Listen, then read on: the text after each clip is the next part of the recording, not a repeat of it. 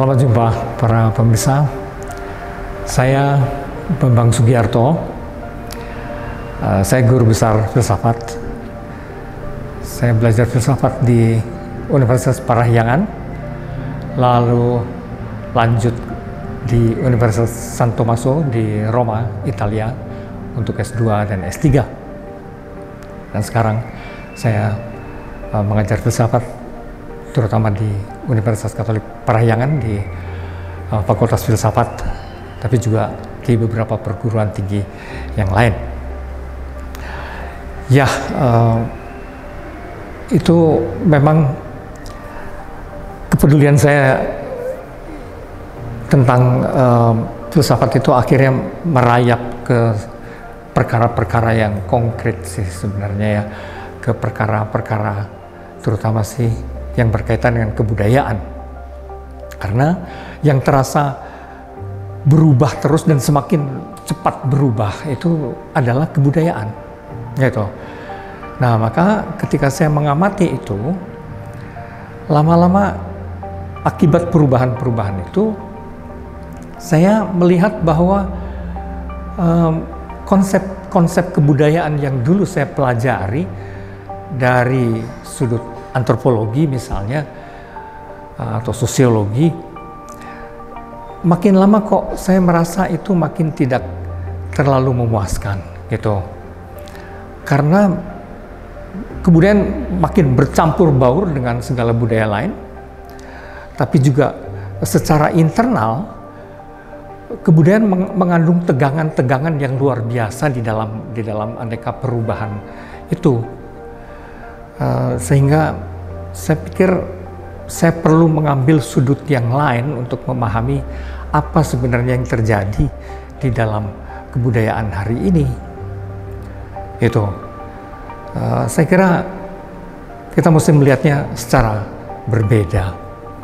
Biasanya dulu kebudayaan itu seakan-akan dilihat sebagai pola-pola baku yang seakan-akan statis, gitu, pola-pola baku yang sekedar dipelajari saja dari generasi ke generasi, gitu.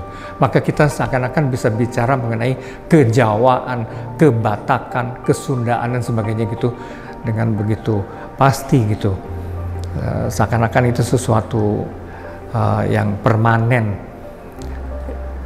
Nah, itu ketika kebudayaan dilihat sebagai sistem. Melihat segala perubahan ini, saya cenderung melihat memahami kebudayaan itu sebagai proses sebenarnya, gitu ya. Dan konsekuensi ketika melihat kebudayaan itu sebagai proses bisa sangat berbeda. Nah, karena itu kemudian saya meriset, mencari literatur, dan akhirnya menemukan visi yang berbeda. Nah, itu yang muncul di dalam buku ini, dan saya menyebutnya kebudayaan dan kondisi post tradisi, gitu ya. Ini cara ketika kebudayaan dilihat sebagai proses. Post tradisi itu maksudnya sebetulnya hanya mau mengatakan begini. Dulu itu tradisi itu mengurusi hampir segala kegiatan manusia. Tradisi itu menjadi sistem ekonomi sekaligus sistem pendidikan seperti padepokan, madrasah dan sebagainya kayak gitu. Bisa apapun, sistem keagamaan sekaligus dulu. Nah, tapi masalahnya sekarang itu tradisi tentu masih ada, tapi peran-perannya itu sebagian diambil oleh sistem-sistem yang sudah menjadi sifatnya internasional. Jadi misalnya sistem pendidikan sekarang itu ya umumnya di mana-mana ya sistem pendidikan internasional, gitu. Lalu agama, ya sekarang juga agama-agama yang bekerja di antara kita sebenarnya agama-agama besar yang sifatnya mengatasi kebudayaan lokal, gitu ya, agama-agama universal. Sistem ekonomi misalnya dulu memang dikelola juga oleh tradisi, tapi sekarang sebetulnya sudah diambil oleh sistem ekonomi yang sifatnya global juga. Nah, dalam arti itu sebenarnya post tradisi. Tapi yang kedua, justru karena situasinya seperti itu, Maka saya mencoba mengklarifikasi kembali, seandainya dalam rangka mencari identitas lokal dan sebagainya itu kita lantas membutuhkan tradisi sebagai akar, itu tuh dalam arti apa gitu ya. Nah, itu yang saya coba klarifikasi di sini dalam buku ini. Tadi saya mengatakan pendekatannya adalah proses itu sebetulnya dari yang saya gunakan dari sudut pandang fenomenologi kalau secara filsafat itu ya. Artinya pusatnya bukan sistem, bukan pola, tapi pengalaman konkret. Nah, kalau dilihat dari sudut pengalaman konkret, kebudayaan dalam aneka perubahannya saat ini itu lebih tepat saya kira dilihat sebagai mengandung tegangan kontestasi antar kekuasaan.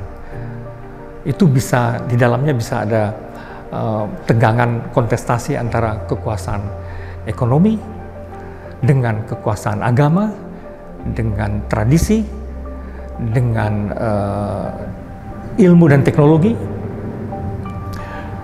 Jadi ada banyak dengan politik. Jadi kebudayaan mengandung kontestasi kekuasaan, dan kekuasaan apa? Kekuasaan untuk memaknai misalnya banyak hal penting di dalam kehidupan. Jadi misalnya menjadi seorang perempuan itu apa artinya?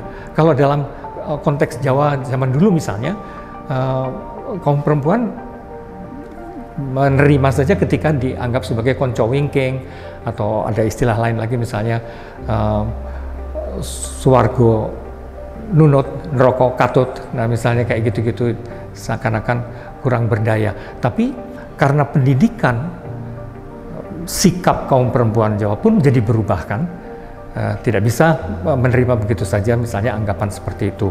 Nah, jadi bagaimana kita memaknai gender, memaknai generasi, memaknai kerja, memaknai agama bahkan gitu, itu berubah sebetulnya bersama dengan zaman itu di dalam kontestasi persaingan antara kekuasaan itu, kekuasaan untuk memaknai. Nah, baik, nah inti isi buku ini persisnya adalah, pertama saya cerita mengenai pendasaran filosofis.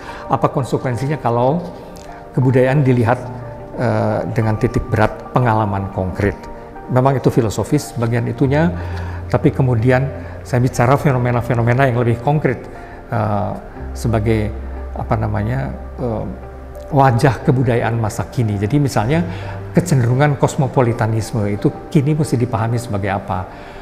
Orang sekarang lebih mudah merasa diri warga negara dunia, citizen of the world gitu. Nah itu, tapi dalam arti apa gitu. Kalau dulu itu hanya para filsuf yang membayangkan itu, tapi sekarang warga dunia itu kan para pekerja Indonesia yang bermigrasi dan bekerja di luar negeri, itu otomatis juga menjadi warga dunia, boleh dikatakan begitu, dan seterusnya. Lalu saya juga bicara mengenai budaya visual. Sekarang itu kata seorang filsuf Guy Debord, itu situasi kita sekarang itu disebut sebagai society of the spectacle, masyarakat tontonan, dan itu kemudian apa konsekuensinya untuk memahami diri. Nanti saya bicara mengenai juga sekaligus budaya digital di situ, dan bagaimana sebetulnya sekarang itu manusia tidak bisa sepenuhnya diblok sebagai semata-mata anggota tradisi tertentu, karena setiap individu sebetulnya sekarang itu merakit sendiri berbagai unsur dari berbagai tradisi yang kemudian biasa disebut sebagai membangun super culture-nya masing-masing. Dan tradisi di situ bukan lagi gaya way of life, tapi menjadi lifestyle. Menjadi lifestyle saja yang dicomot-comot, dirakit secara pribadi. Disebutnya secara teknis sekarang suka disebut super culture. Jadi setiap orang sekarang itu membangun super culture-nya sendiri. Bukan super dalam arti paling baik, tapi ini culture yang tidak bisa dikategorikan lagi. Ini secara tradisional gitu ya. Mau disebut Jawa mungkin sebagian, sebagian lagi ada baratnya, sebagian lagi kita mencomot ada Koreanya, sebagian lagi dan seterusnya. Masing-masing sebetulnya merakit sendiri unsur-unsur dan menjadi kebudayaannya milik pribadi, menjadi lifestyle-nya pribadi yang disebut super culture. Lalu dari situ bagian-bagian terakhir sebetulnya bagaimana situasi itu semua berdampak ke situasi di Indonesia. Apa konsekuensinya di Indonesia menghadapi kondisi seperti itu. Ya kira-kira seperti itu buku ini, Kebudayaan dan Kondisi Post Tradisi. Mungkin terasa tidak lazim, tapi saya kira memang kebudayaan membutuhkan cara pandang baru. Jadi buku ini memang judulnya kaitannya dengan post tradisi ya, tapi itu bukan berarti merendahkan tradisi. Sebenarnya sebaliknya. Kalau orang zaman dulu biasa dalam rangka kita mencari identitas di antara begitu banyak pengaruh global saat ini, biasa orang bicara mengenai melestarikan, pentingnya melestarikan tradisi. Saya bergerak lebih jauh lagi. Sebetulnya bukan hanya melestarikan tradisi, mengeksplorasi tradisi sebetulnya, karena di situ tadi saya katakan tradisi bukan hanya pola-pola baku tertentu, tapi sebagian besarnya adalah potensi yang masih sebenarnya masih sangat tersembunyi. Banyak hal itu potensi yang tersembunyi, dan karena itu sebetulnya kita perlu mengeksplorasinya itu, kemudian mempercanggihnya, gitu ya, mempercanggihnya. Karena standar-standar sekarang itu bagaimanapun secara tak terelakkan bersifat internasional dan global gitu ya. Kita kaya mungkin tradisinya, tapi ya seringkali kita mengira itu bagus sekali gitu ya. Tapi begitu melihat budaya-budaya lain, ternyata kan lebih bagus juga bisa gitu ya. Nah, dalam hal-hal seperti itu saya kira justru melalui dengan melihat budaya-budaya lain, bukannya membentengi secara defensif ya. Justru dengan melihat budaya-budaya lain, kita harusnya mulai menyadari apa yang khas yang kita punya, yang berbeda dari mereka. Seringkali kita butuh budaya-budaya lain untuk menyadarkan kita pada keunikan-keunikan kita. Jadi bukannya membentengi seperti zaman dulu. Justru semakin banyak kita bergaul dengan budaya-budaya lain, kita harusnya semakin terdorong untuk menggali kekayaan potensial kita sendiri.